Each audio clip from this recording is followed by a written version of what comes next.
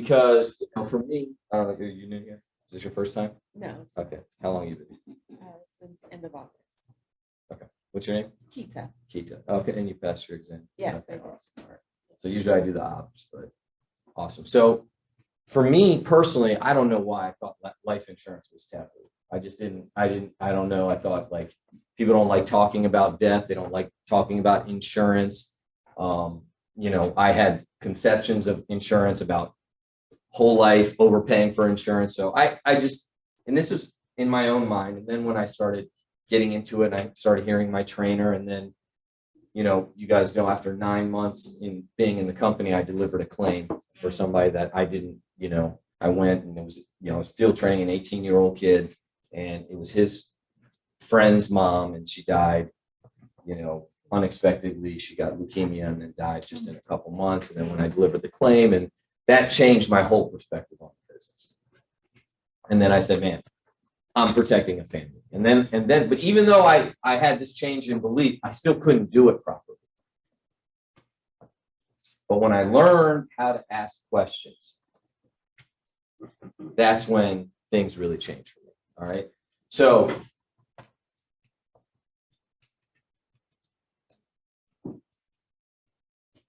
when we go on an appointment, there's only 5 scenarios that you're going to run into.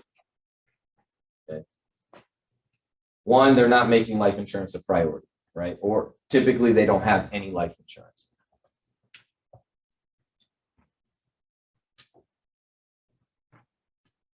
Right. I always use the example of your phone, right? Who has an iPhone in here? Who's team Android? Yay! Just keep note of these types of people. Just keep them up. Robert, Alex, Whatever. Jen. This is not something where you want to be. Team Apple. There you go. The chosen ones. Okay.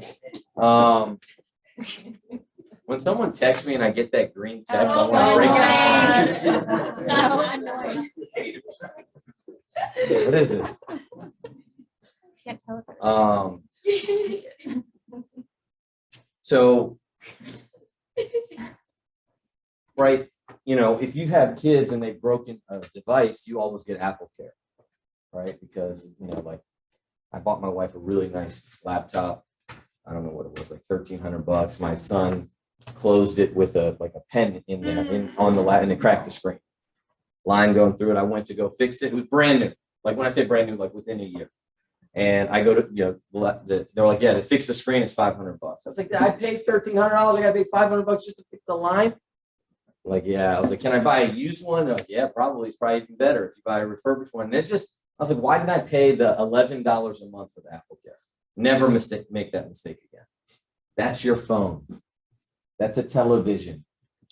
That's entertainment for your family. That's a device. People are out there. They have an income. They have young kids. They have little to no savings, and they don't have insurance. I mean, if you're young, not even young. I mean, I insured somebody on a 20-year. They were like 50 because, when I look to policies, I know this is really bad, so this just stays in this room, right? I want them to pay the most. Because I want to get a max case, you know what I'm saying? So like I'm like, oh yeah, 50, yes, this is gonna be a big policy. Yes. And they look at the rates, it's $70. Like, what? I was like, how is this only $70? Let me soup this thing up and get it to $130 a month. Not because I want them to actually pay it, I just want the credit, right? I want to post so I can say, Jen, I got you. Oh my God. Today I'm higher than you.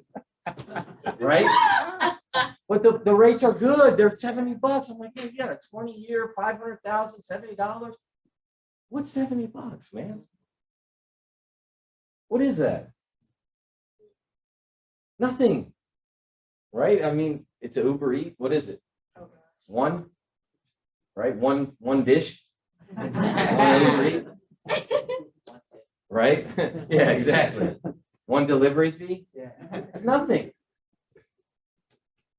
Depending on group life insurance. 3, cash value life insurance. 4, terrible term, or they don't have enough coverage. Okay. And so success in our business comes from knowing exactly what to do in each of these 5 scenarios.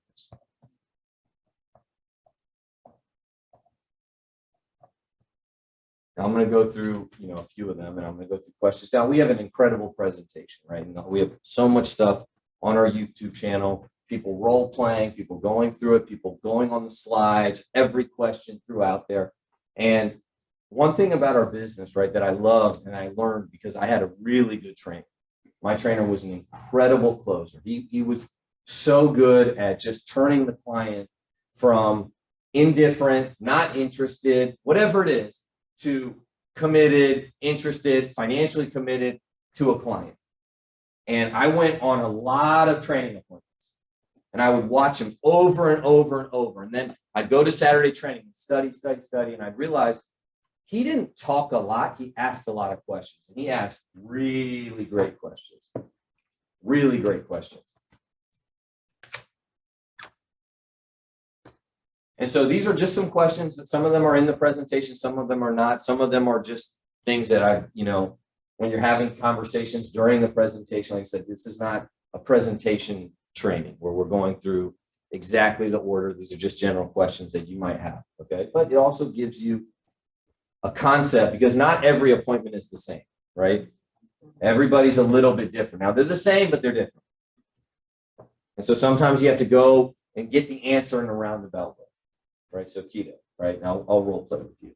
Okay, so I know you've been here for a while, you're licensed, stuff like that, so you can kind of be a new person, right? As someone would answer from the kitchen table or from a Zoom meeting. So, in your opinion, what's the purpose of life insurance? I don't really know. Okay. So, what's the purpose of, say, car insurance? Something happens to your car, they'll cover fixing it. Okay, so life insurance. Why would someone purchase life insurance? To have, in case they die, or eventually when they do die, they'll have some money to cover whatever their funeral expenses and whatever else they have. Okay, so if someone, like you said about car insurance, if someone purchased car insurance and something happened in their car, what would the car insurance company do? They'll give them an estimate and take them to get the car fixed. And they would theoretically replace your car, right? Yes. Right now, if it's a check or they get it fixed, then you have a car. So you got in an accident, you pay your premium, and then you have a usable car after you're done, right? And same for cell phone insurance. Most people they have no idea what life insurance is, right?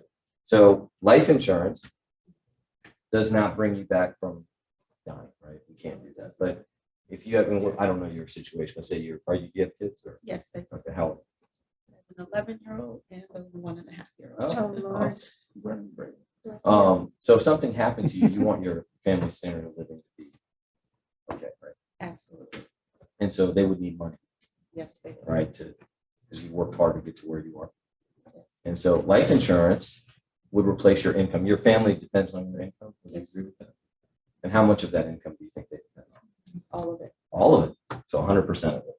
So if something happened to you, you'd need all of that replaced, Yes, I would. right? And so you have to have a conversation where you're just explaining certain things to people, right? So if you died today, how soon would your income stop? Within a week, Within a week? Would it be today? maybe today. Right? And I want to hear them. I'm looking at the phone, so I'm jumping the aisle. If you die today, how soon would your income stop? Great question. Great question.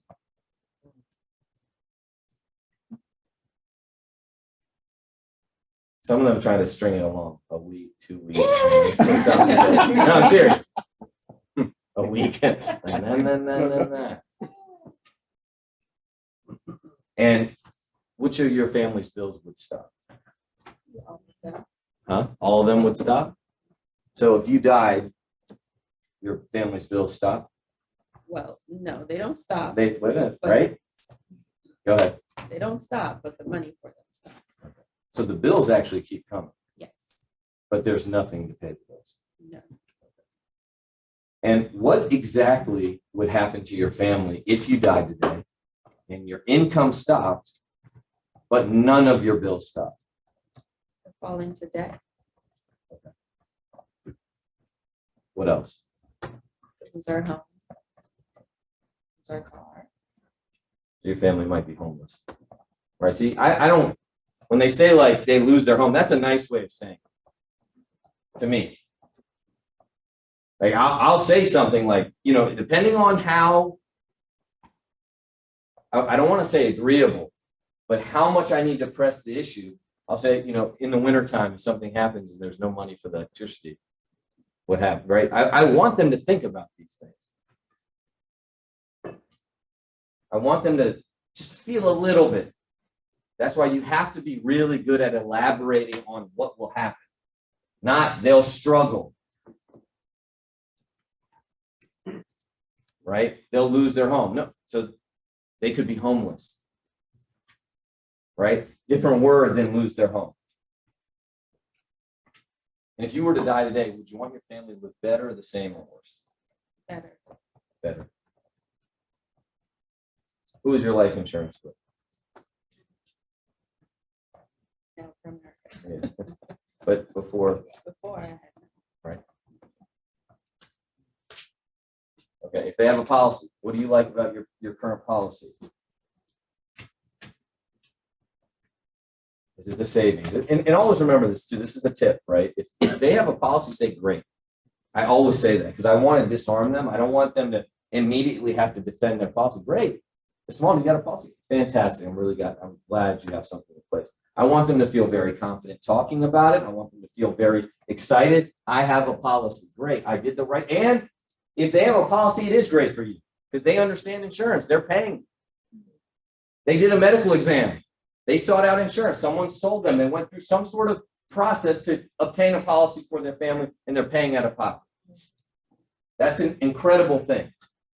That should always be a slam dunk conversion. We always get a client for that. So I don't, you know, immediately get confrontational if they have a policy.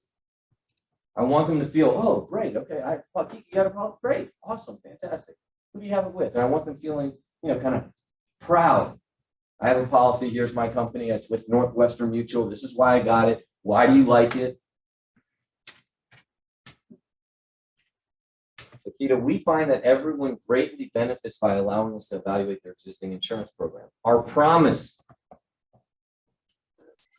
right? We have this in our presentation. I know a lot of you guys don't use this as much as you should. Our promise is that we would never ask you to change any financial program unless there's a significant advantage to you. And that advantage is completely obvious to you. I would never, ever ask you to change anything unless there was a great advantage for you to do so. Understand? And then you're going to give an example. If it were possible that you could significantly improve your current life insurance program for example, double your protection for the same amount of money. So say you find out, and you kind of know, right? If you know a little bit, Peter, if you go out, you see a policy, and you know how old they are, they're 32, spending $150 a month for $150,000, you know you can get them 2 or 3 times coverage, right? So what do? You don't say, can I get you 10 times? You can't do that, right? No, I'm being serious when I say this. I go through these things. I'm like, they had a policy? What'd you say? Right? And an amateur is going to say, if I could get you $1 million of coverage for the same cost because you got somebody else that's not how it works. You got to what? Under promise. So if you know probably in your mind, if you want to kind of run a little quote, and you say, you know, if I could give you double the protection, but when you give them 3 or 4 times for the same, then it's a home run. You get what I'm saying? There's levels to this. More than the questions. That's where we come up with this. Or if you could get the same protection for half the money. So if you get 150, and then they start thinking, I get 150,000 for $75. You know you get them 150,000 for $30, but you say for half. Because then when you run the quote, whoa, man, I got great news for you. Look at this triplicate. Can they say no to you? They thought they were going to save 50%. Now they can pay a third or a fourth or a fifth of the cost. Do you have any, most important question in the whole presentation, do you have any emotional attachment to your current company? or the agent. We're smirking, why? Why? Because usually they do. They do, right? Yeah, it's my mom. Well, there's an emotional attachment there, right? You got to navigate a little bit. It's my brother, it's my sister, it's this, whatever it is, right? It was a family friend, it was somebody's son, right? We were just talking about that. That will prevent you from making a change. Great. Run and do me a favor, grab your policy. Great, run and get your policy. We can do an accurate cost benefit comparison. Fair enough. Grab the policy, go destroy it, and you close business, right? They don't have a policy. When I meet a family that's underprotected or not protected at all, it's usually due to one of the following 3 reasons. 1, they don't think they need it. 2, they didn't think they could afford it. 3, they just haven't gotten around to it. Tell me why you would say, and this is a little tough, okay? So you got to realize who you're going to ask this to, okay? But it's there, right? You know, I was talking to Mercedes, and you know, she was telling me, I was like, oh, so how'd you close this client? And she said the client was like, yeah, I'll just wait. I'll wait for 30 days to do the medical exam. And she just said it. She said it nicely, but she said, can you guarantee me you'll be here in 30 days? Go Mercedes. Right? So can you guarantee me you'll be? They can't say yes. It's impossible. You can't guarantee it. She just said, hey, could you guarantee me? I was like, whoa, right? I felt uncomfortable. Let me take a shower. Relax, right? Tell me why you would say your family's not protected. That's a great question. Tell me why your family's not protected. Would you say it's unimportant, important, or very important to properly protect your family in the event of an untimely death? Is protecting your family important enough to you that you would be willing to set aside some money each month to take care of this? So if we can put together a program that is affordable for you, is there any reason you wouldn't implement that program? And you calculate the need, run quotes, right? We have I didn't tell you this, but and I'll confirm it. I confirmed it, but I'll confirm it again. But our life wholesaler of Brian's coming next week, as our product is getting rolled out October 27th. on the 27th, right? So he's going to be in training next week here on Saturday training, going over our new product a week before it comes out. And we got to get incredible, as good as we are. And we have some incredible people in this company at closing and protecting families. We got to get even better. With this new product coming out, if you can start closing, getting referrals and closing probably 10 families a month, which is 2 people, right? Because usually generally it's a husband and wife, or 2 people, right? 2 policies per family. Oh, our income's going to go through the roof, but you got to get great at this, right? So I just wanted to go cover this before he comes next week. I know we're going to open up training. Are you coming up? Okay. All right. Give it up for Samir.